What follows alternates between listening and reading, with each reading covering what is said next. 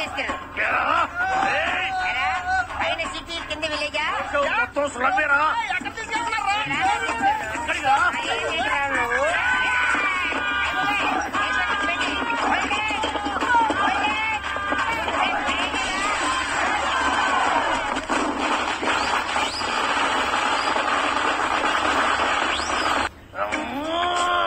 నువ్వేంటి బస్కిల్ చేస్తున్నావు భూమిని ఇంకా కిందకి దోస్తున్నావా?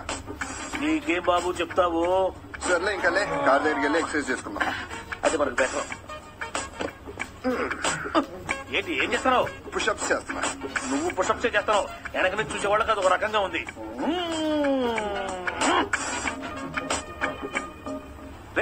బావరా ఎక్కడ? అదిగో అచ్చుడు ఎస్పీ వాళ్ళు తాత వస్తున్నారేంట్రా? కారాలను దొలేదు కదరా. కుళ్ళు జోకులు ఆపుతావా? దిగితే వెళ్ళి సాయించేద్దాం. పద, ఈ పునర్జన్మనే శ్రమదానంతో స్టార్ట్ చేస్తా. ఏ వచ్చేత్తరా?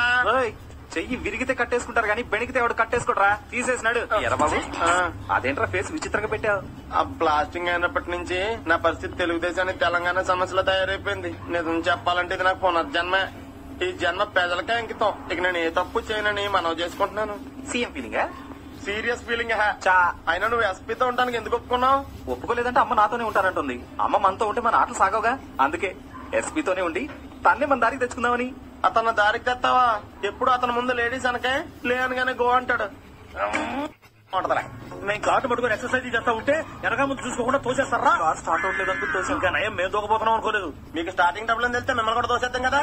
తోస్తారా? నిన్ను చూస్తేనే ఎముడు చూసినట్టుగా ఉంది. ఒకసారి ఏమో టపాసులు కొట్లోకి తోసావు, ఇప్పుడేమో బంగారం లాంటి మా కారుని కోతులకు తోసావు. 20 ఏళ్ల నుంచి మా దగ్గరే ఉంది బుజ్జిముండ. డొక్కులో కారుగా ఎంత బిల్డప్ ఉన్నాయి. కొత్త కారు అనుకుని కంగారడ్డాం. నిజమేరా? నీకు తోయడానికి కూడా కొత్త కారు కావాలా? కష్టపడి కొనుక్కుంటే తెలుస్తుందిరా. తోస్తే ఏం జరుగుతుంది? ఎరా శ్రీ, నువ్వు వచ్చి